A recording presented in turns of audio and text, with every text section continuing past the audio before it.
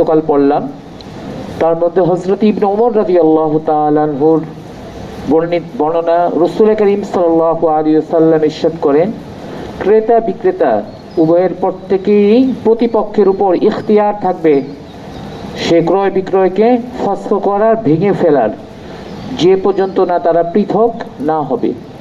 তবে বায়ুল খিয়ার থাকলে, খিয়ারের মধ্যে খিয়ারে শর্ত হতে পারে, খিয়ারে রুইয়াত হতে পারে, খিয়ারে আইব হতে পারে, এগুলো শর্ত থাকলে পৃথক হয়ে গেল পরবর্তীতে ভাঙার অধিকার থাকবে, তাই তো?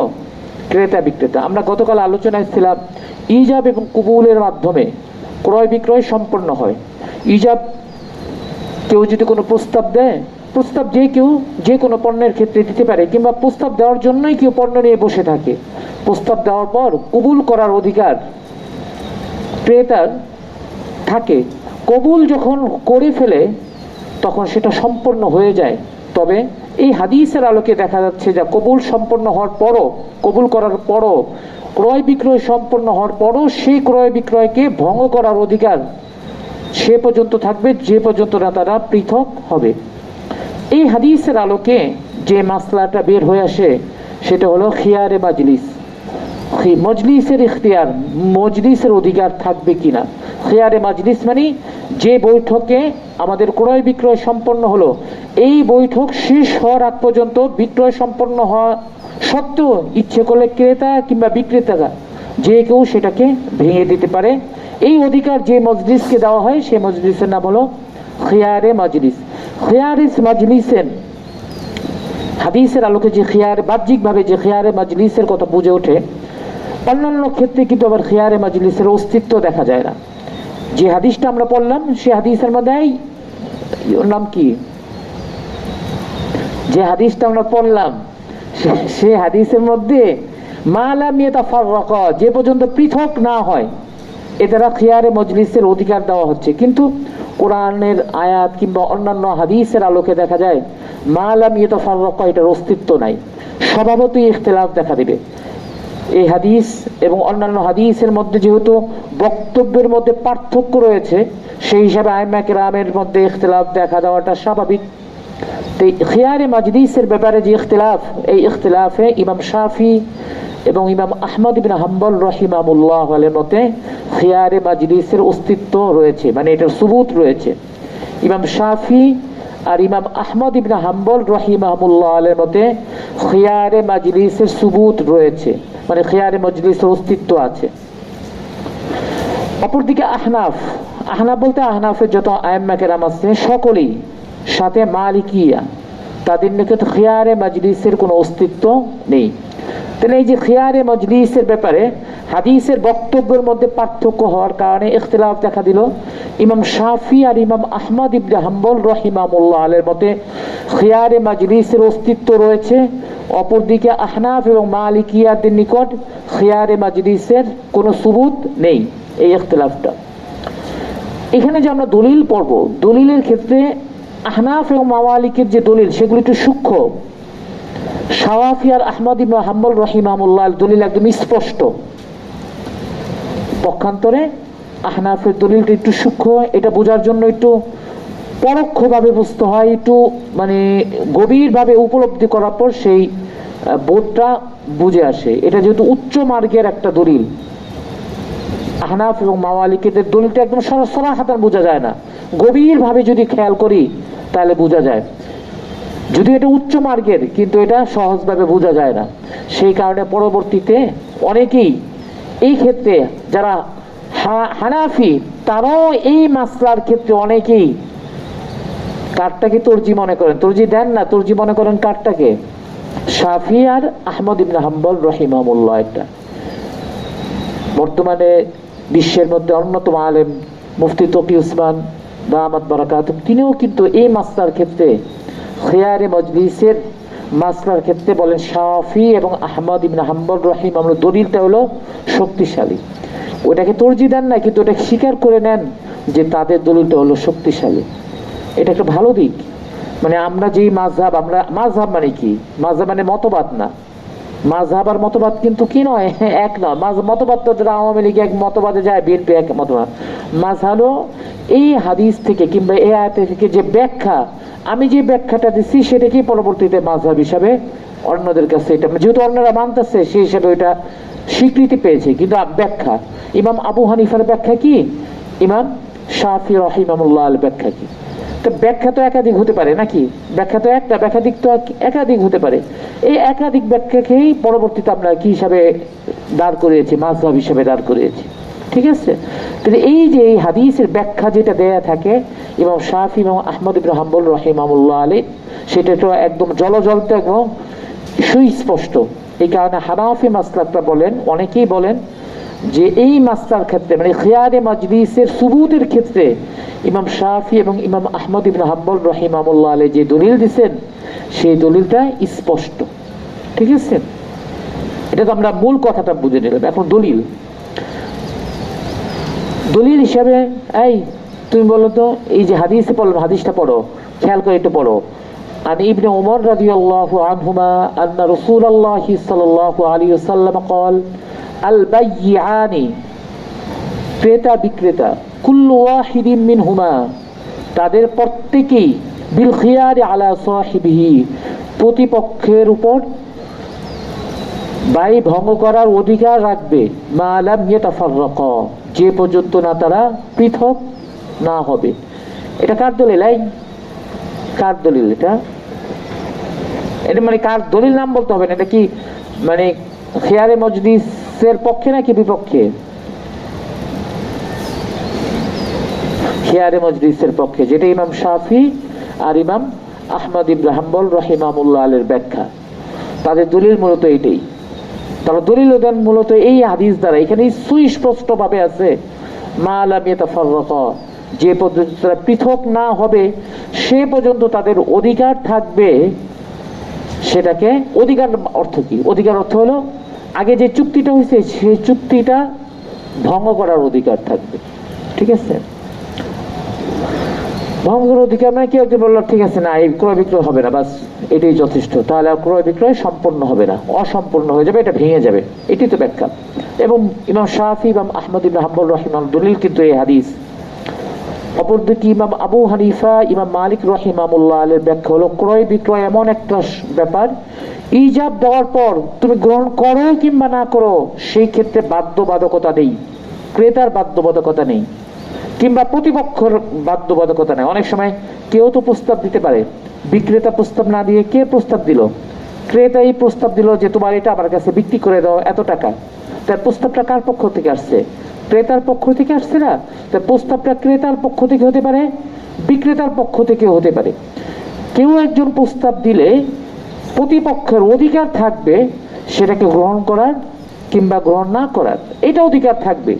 কিন্তু একবার গ্রহণ করে ফেললে সেটা সম্পূর্ণ হয়ে যাবে, এর পরবর্তীতে আর ভাঙার কোনো অধিকার থাকবে না। হ্যাঁ, তবে ওই প্রস্তাব গ্রহণ করার সময় যদি কেউ শর্ত করে দেয় যে ঠিক আছে আমি ক্রয় করলাম যদি আমার কাছে বিদেশ থেকে টাকা আসে, ভাই তা শর্ত করছে না, তো বিদেশ থেকে টাকা না আসলে সে কি করবে? ভেঙে দিতে পারে। কিংবা বললো এটা আমি ক্রয় করলাম কিন্তু এটা রুইয়াতের শর্ত আছে, আমার আব্বা এটা দেখবে, না শর্তের মধ্যেও আমার আব্বার, এটাও শর্তের মধ্যে, শর্তের মধ্যে এটি আমার আব্বা দেখে পছন্দ করলো, এটা শর্তের মধ্যে। আর ধরো আমি ক্রেতা বিক্রেতা, এখানে তোমার আমার মধ্যে সম্পন্ন হলো একটা জমিন ক্রয় বিক্রয়ের, জমিনটা হলো সাভারে অবস্থিত। তখন আমি দেখার পর জমি তুমি যেভাবে বিবরণ দিচ্ছ দেখার পর সেটা আমার কি হলো না, পছন্দ হলো না, এই খেয়ারে রুইয়াতের কারণে এটা ই করে দিলাম। কিংবা কুরবানি আসতেছে, কুরবানির গরু কিনলাম, কুরবানির গরু কেনার পর বাসায় এসে দেখি আল্লাহ নিচে দুইটা শিং পড়ে রয়েছে। তোমরা জানোই খবর, বাসায় আসা গরু পছন্দ করে আনলাম, শিংওয়ালা শিং বিশিষ্ট গরু, বাসায় এনে দেখি যে গরু শিং কি হয়ে গেছে, নিচে পড়ে রয়েছে, শিং নাই, আলগা আঠা দিয়ে কি করছে শিং লাগানিছে। এটা শুনছো তোমরা? ইউটিউবে আমি কিছুদিন আগে দেখলাম যে বাঙালি কত ধরনের খারাপ হতে পারে। এটা এই প্রথম শুনলাম, আগে শুনতাম চিকচিক করার জন্য তেল মাখিয়ে করে সেটা শুনতাম, কিন্তু শিং যে অতিরিক্ত আলগা শিং লাগায় দিয়া কি জানো ওই যে আইকা দিয়ে সুপার গ্লু দিয়ে, এটা তো জানা ছিল না। আছে ছোট শিং, মানে ছোট শিং এর আগে আর লম্বা করে দুটো শিং লাগিয়েছে, বাসায় আনার পর কি হয়ে গেছে শিং পড়ে গেছে। তো এটা কি খেয়ারে আইব, এই আইনের কারণে আমাদের দেশে প্রচলিত আইনে তুমি এটা ফেরত দিতে পারবে না, কিন্তু ইসলামী যে বিধিবিধান, দণ্ডবিধি, বিধিবিধান, সেই আলোকে এখানে ফেয়ার আইব, এই কারণে তুমি কি করতে পারবা, ফেরত দিই। এই তিনটা ছাড়া ক্রয় বিক্রয় যখন সম্পূর্ণ হয়ে যাবে তখন আর এটা ভঙ্গ করার অধিকার থাকবে না। ইমাম আবু হানিফা আর ইমাম মালিক রহিমাহুল্লাহ আলের মতে ওদের দুইজন একটু সোজা করো, আর এইভাবে সোজা করলে অন্য মানুষ দেখলে অত সমস্যা। এই তোমরা আবু আইয়ুব, তোমরা ঘুমাতে তো নিষেধ নাই, তোমরা বসে বসে ঘুমাও। আপনি সবাই তো বসে ঘুমায়, মাথা একদম হেলে ফেলে দিয়ে ঘুমায় না তো। তোমরা যাও, তোমরা চোখ বন্ধ করেই ঘুমাও, সমস্যা নেই, চোখ খোলা রেখে ঘুমাতে হবে না, চোখ বন্ধ করেই ঘুমাও, কিন্তু একদম মাথাটা ফেলে দিও না। মাথা ফেলার ব্যাপার আসতেছে কোরবানির সময়, বলে না মাথা ফেল, মাথা ফেল, তারপরে কি করে দিবে, জব করে, বলে নিজেরই মাথা ফেলা দিচ্ছে জবাই হওয়ার জন্য, আগের থেকে জরিমানা করাতে হবে ওদেরকে। তাহলে ইমাম আবু হানিফা, ইমাম মালিক রহিমাহুল্লাহ আলের মতামত বললাম যে সেটা হলো খিয়ারে মজলিসের অধিকার আছে। তাদের প্রথম দলিল কোনটা দেখো, এই দলিলগুলো হলো একদম সরাসরি স্পষ্ট, নামে আগেই বলছি, এটা সূক্ষ্ম কোরআনের আয়াত, প্রথম আয়াত, ইয়া আইয়ুহাল্লাযীনা আমানু আউফু বিল উকুদ। উকুদ মানে আকদ, আকদ মানে যে কোনো একটা চুক্তি। ইয়া আইয়ুহাল্লাযীনা আমানু আউফু বিল উকুদ, এই আয়াতের অর্থ কি? হে মুমিনগণ, তোমরা কি করো, চুক্তিকে পূর্ণ করো। আল্লাহ তাআলা আমাদের নির্দেশ দেন কোন চুক্তি যদি কারোর সঙ্গে হয়ে যায় সেটা পূর্ণ করার ক্ষেত্রে সচেষ্ট থাকা। ওয়াদা করার ক্ষেত্রে যেমন মুমিন কি করবে, ইদা ওয়াদা ওয়াফা, মুমিন যদি হয়ে থাকে, কোথাও যদি কোনো ওয়াদা করে থাকে, তাহলে তার মুমিন হিসাবে দায়িত্ব হলো তার কাছে এটাই আশা করবে, সে যে করেই হোক সেই ওয়াদাকে পূর্ণ করার চেষ্টা করবে। এটা মুমিনের শান, মুমিন মাত্রই সেটা করবে। যারা মুমিন নয়, যারা খারাপ লোক, তাদের এটা ওয়াদা করার পর অহরহ প্রতিশ্রুতি দিবে, অহরহ ভঙ্গ করবে, এটা তাদের ব্যাপার। কিন্তু মুমিন যদি কেউ হয়ে থাকে, মুমিনের বৈশিষ্ট্য হলো যদি কখনো কোনো ওয়াদা করে তাহলে সে ওয়াদাকে পূর্ণ করার, এটি মুমিনের বৈশিষ্ট্য। ওইখানে যেরকম পূর্ণ করার কথা বলা হয়েছে, ইয়া আইয়ুহাল্লাযীনা আমানু, এখানেও মুমিনদেরকে সম্বোধন করে বলা হচ্ছে আউফু বিল উকুদ, তোমরা কি করো, ওয়াদাকে কি করো, মানে ওয়াদা মানে এখানে চুক্তিকে তোমরা পূর্ণ করো। ইজাব এবং কবুলের মাধ্যমে চুক্তি সম্পন্ন হয়েছে না, এখন এই ক্ষেত্রে যদি খিয়ারে মজলিসের অজুহাতে সেটাকে বাতিল করে দেওয়া হয়, তাহলে কি চুক্তিকে পূর্ণ করার প্রতি উৎসাহিত করা হলো, নাকি ভঙ্গ করার পথ খুলে দেওয়া হলো? যেটা ইয়া আইয়ুহাল্লাযীনা আমানু আউফু বিল উকুদের যে স্পিরিট, এই স্পিরিটের বিপরীত। তাহলে এই দলিলটা কি একদম সরাসরি নাকি অনেক ঘুরায় ফিরায়? এটা নীতি নৈতিকতা। তারপর আবার কেউ যদি প্রশ্ন করে, শাওয়াফি আহমদ ইবনে হাম্বল, ক্রয় বিক্রয় কাদের সাথে কাদের হয়? হ্যাঁ, মুসলিমের সাথে ক্রয় বিক্রয় হয় না, তাই তো? তাহলে আমরা মরণ চাঁদ কিংবা কোনো হিন্দু দোকান থেকে মিষ্টি কিনি না? আচ্ছা, কিনে আমরা না কিনি, বাংলাদেশের মানুষ কিনে না, মুসলিমরা কিনে না, তাহলে এটা একটা চুক্তি না, এটা কি না ক্রয় বিক্রয় না? তাহলে মুসলিম হয় নাকি মুসলিম অমুসলিম হয়? তাহলে কেউ যদি আমাদের প্রশ্ন করে, আমি তোমাদের বুঝাচ্ছি, ইয়া আইয়ুহাল্লাযীনা আমানু আউফু বিল উকুদ, চুক্তিকে পূর্ণ করার কথা বলছে কাদের সম্বোধন করে? মুমিনদেরকে। তাহলে হিন্দু হলে কি করতে পারবো, চুক্তি ভাঙতে পারবো, এটাই বোঝা যায় না? তাহলে খিয়ারে মজলিস আমাদের জন্য নাই, কাদের জন্য আছে? অমুসলিমদের জন্য আছে। এটাও তো কেউ বের করতে পারে, ঠিক না? আমরা বললাম যে দলিল দ্বারা, হে মুমিনগণ তোমরা পূর্ণ করো, তাহলে যারা মুমিন নয় তারা কি করতে পারবে? খিয়ারে মজলিস তাদের অধিকার থাকবে না, আমাদের থাকবে। কেউ যদি আমাদের দলিলের উপর আপত্তি করে, এই ধরনের কি করতে পারে, আপত্তি করতে পারে। মানে আমি বললাম আমাদের দলিলটা হলো মানে মনস্তাত্ত্বিক, উচ্চাঙ্গের, কিন্তু সরাসরিরা এখানে একটা স্পিরিট বের করছে। আল্লাহ তাআলা যেহেতু চুক্তি পূর্ণ করার কথা বলছে, তাহলে এটা আমাদের তাকাজ হলো চুক্তি পূর্ণ করা। এখানে যদি খিয়ারে মজলিসের অধিকার দেওয়া হয়, তে পূর্ণ করা হচ্ছে না, বরঞ্চ অপূর্ণ করার জন্য উৎসাহিত করা হচ্ছে। সেই দৃষ্টিতে বোঝা যায় খিয়ারে মজলিসের অস্তিত্ব নেই। বুঝলে? এইভাবে দলিল দেয়। যাক, এই মফহুমের আরো হাদিস আছে, যেমন এটা আরো সুন্দর। তোমরা আয়াত জানো, ইয়া আইয়ুহাল্লাযীনা আমানু লা তাকুলু আমওয়ালাকুম বাইনাকুম বিল বাতিলি ইল্লা আন তাকুনা তিজারাতান আন তারাদিম মিনকুম, তো উভয়ের পক্ষের কি থেকে? সন্তুষ্টি থেকে। বলছে না তোমরা অবৈধভাবে মাল ভক্ষণ করো না, তোমরা ব্যবসায়ের মাধ্যমে মাল কামাই অর্জন করো, ঠিক আছে না? ব্যবসাটা কেমন হবে? উভয়ের পক্ষের সম্মতিতে, উভয়ের পক্ষের সন্তুষ্টিতে। তা আমি ক্রয় বিক্রয় করলাম, এখানে উভয় পক্ষের কি হলো?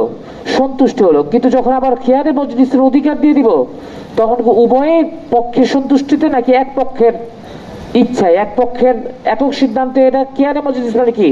এক পক্ষের কি একক সিদ্ধান্তে সেটা কার্যকর করা। অথচ চুক্তি কি এক পক্ষ থেকে হয় নাকি দুই পক্ষ থেকে হয়?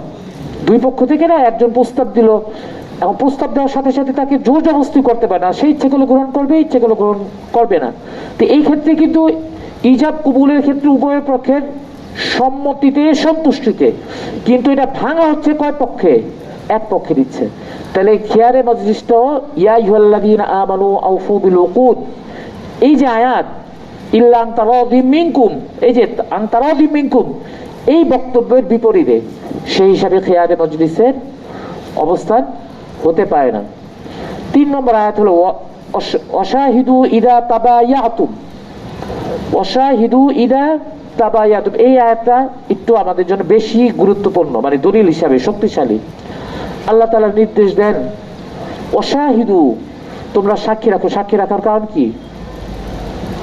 কেন সাক্ষী রাখার কথা বলা হয় ক্রয় বিক্রয়ের ক্ষেত্রে? কেন? পরবর্তীতে যখন সৃষ্ট ঝামেলা হয়, তবে এই সমস্যা সমাধানে সাক্ষীরা ভূমিকা রাখতে পারবে, কিংবা সাক্ষীর সাক্ষ্য এই সমাধানে প্রভাব সৃষ্টি করবে। এই জন্য তো কার ব্যাপার? সাক্ষীর ব্যাপার। সাক্ষী রাখলে বোঝা যাবে যে কে সত্য বলছে আর কে মিথ্যে বলছে। আল্লাহ তাআলা বিভিন্ন ক্ষেত্রে সাক্ষী রাখার কথা বলছেন না?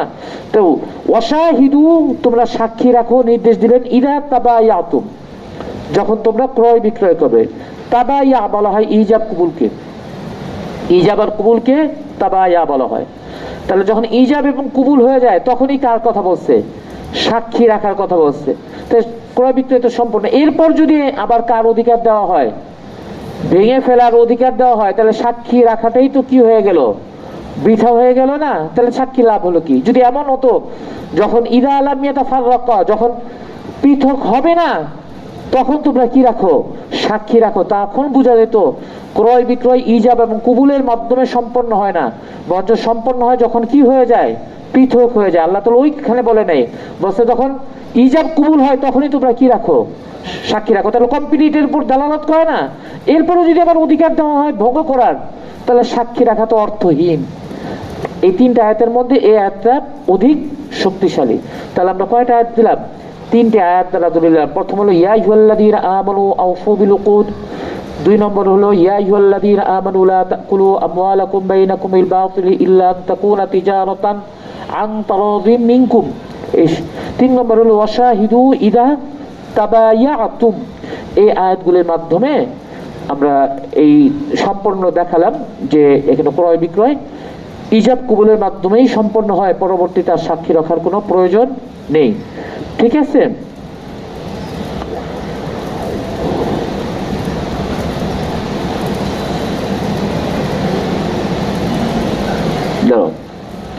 শেষ হলো? এটা হলো কোরআনের আয়াত। সবগুলি আমাদের বলছে, আমাদের দলিলগুলি সবগুলি সূক্ষ্ম। তোমরা গত বাবের মধ্যে কবজ করার পূর্বে ক্রয় বিক্রয় করা যাবে না, ওইখানে কি আছে? হাত্তা ইয়াস্তাউফিয়াহু, যখন সে কি করবে? ক্রয় বিক্রয় করবে, সে পুনরায় আর বিক্রি করতে পারবে না যে পর্যন্ত না সে সেটা বুঝে না নিবে। তাহলে গেল বুঝে নেওয়ার মাধ্যমে ক্রয় বিক্রয় কি হয়ে যায়? সম্পন্ন হয়ে যায়। মজলিস থাকতে থাকতে তো সাধারণত কি হয়? বুঝে নেওয়া হয় না নাকি? তোমাকে বিক্রি করলাম, টাকা দিলাম, সাথে সাথে আমার পণ্য দিয়ে দিলা না, এইটাই তো। যদি ক্রয় বিক্রয়টা সম্পন্ন হতো খিয়ারে মজলিস শেষ হওয়ার পরে, তাহলে হাত্তা ইয়াস্তাউফিয়াহু দিতেন না সীমানা, বলতো কি দিতে? হাত্তা ইয়াতাফাররাকা, যে পর্যন্ত না তারা পৃথক না হয় সে পর্যন্ত পণ্যকে অন্যর কাছে আর বিক্রি করতে পারবে না। আমি কথাটা আবার বলি, এটা একটু সূক্ষ্ম, সবগুলি সূক্ষ্ম আমরা আগে বলে নিচ্ছি, কিন্তু সূক্ষ্ম হলেও অর্থ সূক্ষ্ম না যে তোমরা ঘুমায় ঘুমায় বুঝবা না। ঘুমায়ও কি বোঝার মতো, মানে এত কঠিন না একদম, যা শোনার জন্য জেগে থাকতেই হবে। ওই আবু আইয়ুবের সামনে ওর একটু বলো বুঝছে কিনা মাসলা। হ্যাঁ বুঝছে, ওই যে মাথা আছে।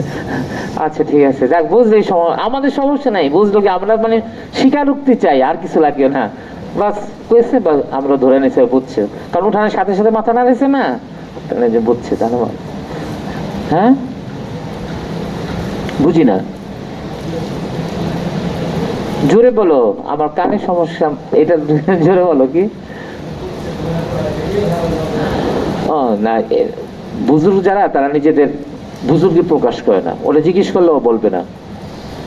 বুজুর্গ ব্যক্তিত্ব ও যদি প্রকাশ করে দেয় ইলহামের মাধ্যমে, সবাই তো ওর থেকে তোমরা পানি পড়া নিবা, তোমরা বিয়ে শাদী করতে হবে না, তোমাদের বুঝি না আমি, তো সবাই ওকে লাইন ধরবে, ভাই আমার বিয়ের জন্য একটা পানি পড়া দাও।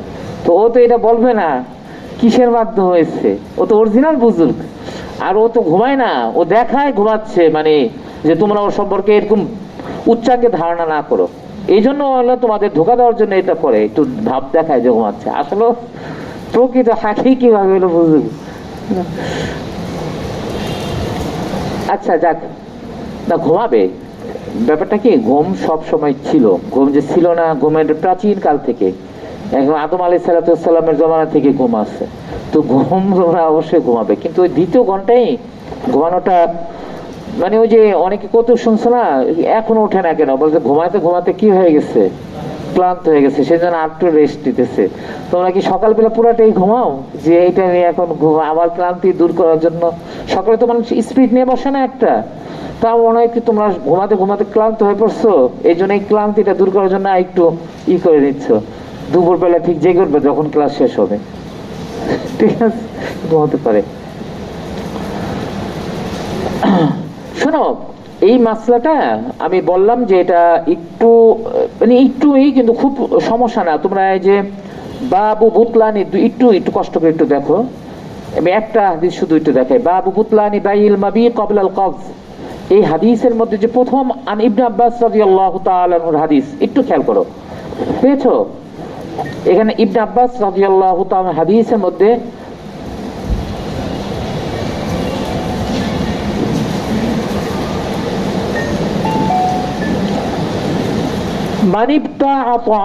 দেখো না হাদিসের অর্থ, যে ব্যক্তি কোনো পণ্য ক্রয় করে, ফালা ইয়াবিউহু, সে আর পণ্য বিক্রি করতে পারবে না,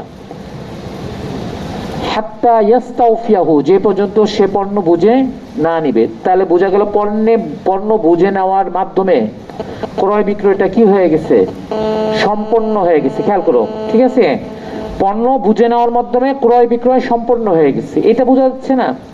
এখন তুমি পণ্য বুঝে, আমি ওর থেকে একটা জিনিস বিক্রি করলাম, আমার এই মাছটা বিক্রি করলাম 5 টাকায়, তো 5 টাকা দিলাম, আমি এখানেই ওকে দিয়ে দিলাম, পণ্য শেষ হয়ে গেল, ঠিক আছে না, পণ্য মানে ক্রয় বিক্রয় পূর্ণ হয়ে গেল। এখন যদি আবার খিয়ারে মাজলিসের অধিকার দেওয়া হয়, তাহলে তো এটা কি হলো না, ক্রয় বিক্রয় পূর্ণ হলো না। এখানে অন্যের কাছে সে আর বিক্রি করতে পারবে না, মানে বিক্রিটা সম্পন্ন হওয়ার পরে, প্রথম ব্যক্তির সাথে বিক্রয়টা সম্পন্ন হওয়ার পর দ্বিতীয় ধাপে যে সে কি করতে পারবে, বিক্রি করতে পারবে। তাহলে যদি শেষ সীমানা হয়ে থাকে কি খিয়ারে মজলিস, তাহলে এখানে হাত্তা ইয়াস্তাওফিয়াহু এই শব্দটা আসতো না, হাত্তা ইয়াতাফাররাকা, সে অন্যের কাছে বিক্রি করতে পারবে না যে পর্যন্ত দুইজন একে অপর থেকে পৃথক না হয়। ক্রয় বিক্রয়ের শেষ সীমানা যদি কি হয়ে থাকে, মানে মজলিস পৃথক হওয়া, তাহলে এখানে ইয়াস্তাওফিয়াহু আসতো না, কোনটা আসতো, মানে হাসপাতাল থেকে কেন ফোন দিচ্ছে দেখি তো একজন। হ্যাঁ আসসালামু আলাইকুম ভাই, হ্যাঁ আমি 10 ক্লাসে আছি তো তাই। কার আব্বা? ইন্না লিল্লাহি ওয়া ইন্না ইলাইহি, কি হাসপাতালে?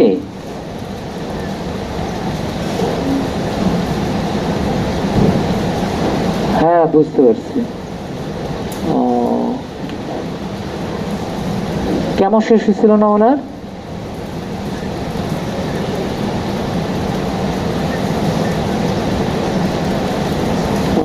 আল্লাহ বেহেশত করুক, দোয়া করে ভাই, দোয়া করে আল্লাহ তাআলা বেহেশত নসিব করুক ইনশাআল্লাহ। পরে ফোন দিবেন আপনি। আসসালামু আলাইকুম। ওই যে হাসপাতালে থাকি, বারবার যাই না, একজনের সাথে আরেকজনের হয়ে যায়, পরিচয় হয়ে যায়, অনেকবার যাওয়া হয়তো, আমাদের বয়সী এক লোক ছিল, আমাদের সাথেই ছিলেন, হাসপাতালে আজকে সকালে ইন্তেকাল করছেন, তো খবর দিলেন একজন। মাফ করুন। আচ্ছা, আমরা পড়ার দিকে যে অনেকেই মারা যায়, বুঝলা, পরিচিত আমি এই যে এটা হিসাবে 17 জন, আমরা চিকিৎসা শুরু করার পর 17 জন মারা গেছে, যাদেরকে চিনি। মারা যায় তো অসংখ্য মানুষ, কিন্তু যাদের সাথে ধরো শেয়ার কেবিনে ছিলাম কিংবা হাসপাতালে যে পরিচয় হলো, হয় না বারবার ওরকম, এটা মারা গেছে। সবাই তো মারা যাবো, ঠিক, কেউ কেউ মারাটা একদম চোখের সামনে বেশি হয় তো। আচ্ছা, যেটা বলতেছিলাম এটা একটু কঠিন। হাত্তা ইয়াস্তাউফিয়াহু, এটা তো শেষ সীমানা বলছে না প্রথম ক্রয় বিক্রয়ের, এটা তো বুঝতে পারছো। প্রথম ক্রয় বিক্রয় শেষ হওয়ার পর দ্বিতীয় তুমি ক্রয় বিক্রয় করতে পারবে, এই তো। শেষ সীমানা নির্ধারণ করেছে কোন পর্যন্ত? মালটা বুঝে নেওয়ার পর্যন্ত। এখন যদি খিয়ারে মজলিস অস্তিত্ব থাকতো, হাত্তা ইয়াস্তাউফিয়াহু দিত না, শেষ সীমা হিসাবে কোনটা দিত? হাত্তা ইয়াতাফাররাকা দিত। এ দ্বারা বোঝা যায় খিয়ারে মজলিসের কোনো কি নাই, অস্তিত্ব নাই। ক্রয় বিক্রয় সম্পন্ন হওয়ার সাথে সাথেই, মানে ইজাব কবুলের সাথে সাথেই খিয়ারে মজলিস শেষ হয়ে যায়। এটা কাদের দলিল? আমাদের দলিল। কোন হাদিসের আলোকে আমাদের দলিল? যেটা ইমাম তাহাবী রাহিমাহুল্লাহ আলাইহি বর্ণনা করেন। এই দলিলটা সবগুলি কিন্তু সূক্ষ্ম, একদম সরাসরি স্পষ্ট না তাদের মধ্যে।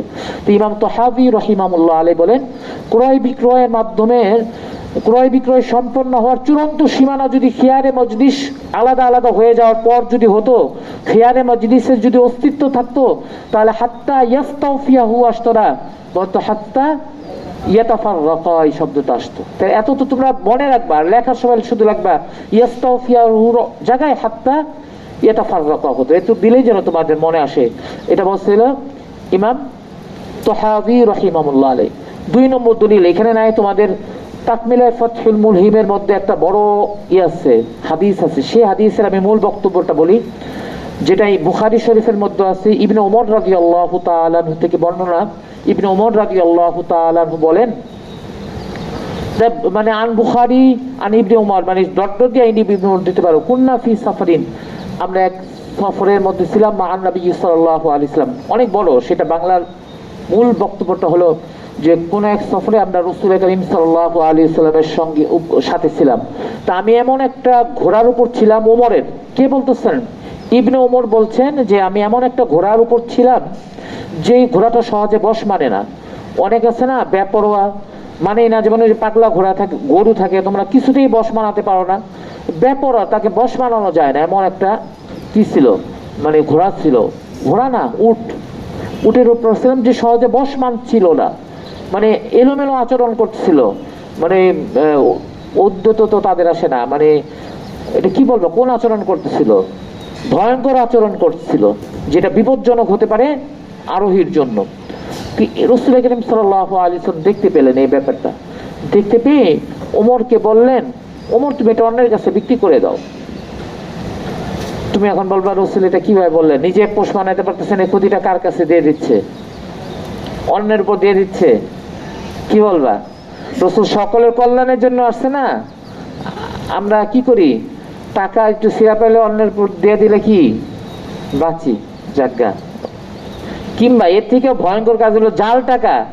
এটা তো আমরা জীবনেও করবে না, কথারও কথা। জাল টাকা নিজেদের কাছে আসলে জাল টাকাটা সরাই ফেলবো, আমার লস হবে। কিন্তু আমি কি করবো, মানে আমি বলতে আমরা বলতে বাংলাদেশের মুসলিমরা বা বাংলাদেশের মানুষরা, তারা এই জাল টাকাটা কি করে, অন্যের উপর গচায় দিতে পারলে কি করে, বাঁচে না। তো এখানে রাসূল করিম সাল্লাল্লাহু আলাইহি ওয়াসাল্লাম বললে এটা তুমি বিক্রি করে দাও, ওই ধরনের হয়ে গেল না কিছুটা।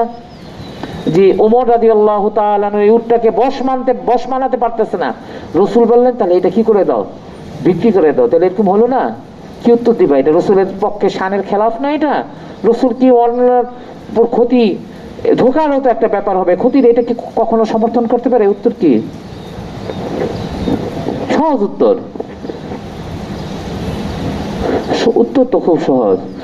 এই উটটা তুমি বশ বানাতে পারতেছ না, কিন্তু এমন এক মালিক আসতে পারে যে মালিকের কাছে সহজেই কি করবে, বশ মানবে। কিংবা যারা উট সম্পর্কে ভালো বিশেষজ্ঞ, কিভাবে বশ বানাতে হয় তারা এগুলো জানে, তারা অনায়াসে বশ বানাতে পারবে। তোমার জন্য এটা কি কোনো ব্যাপার না।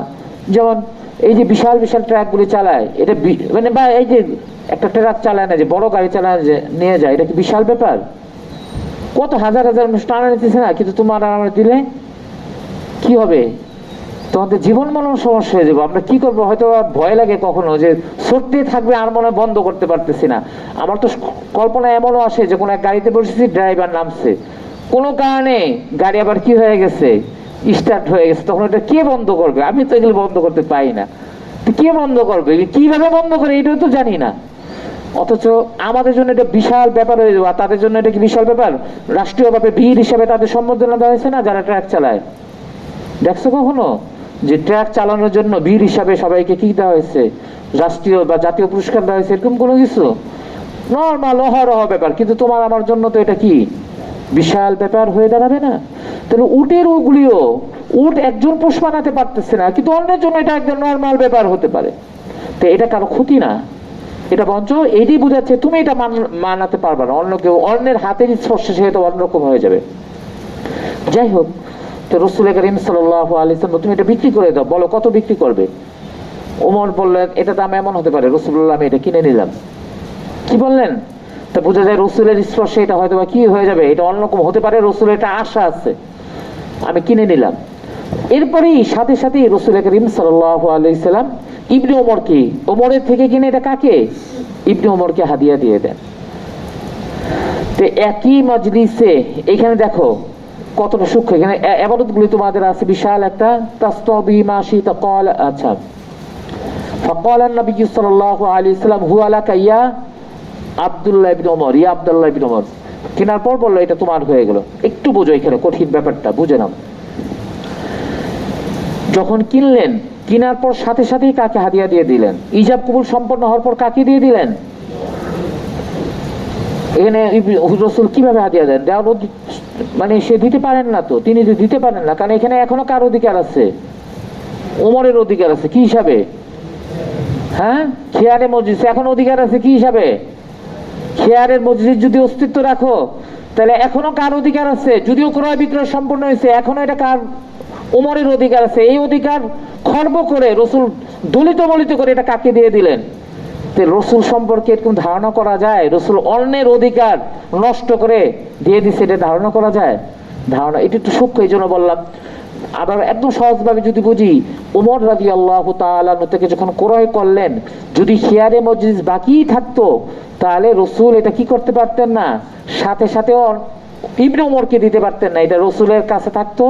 খিয়ারে মজলিস শেষ হওয়ার পর রাসূল করিম সাল্লাল্লাহু আলাইহি ওয়াসাল্লাম পরবর্তীতে কাকে দিতেন? ইবনে ওমরকে দিতেন, যদি খিয়ারে মজলিসের অধিকার থাকতো।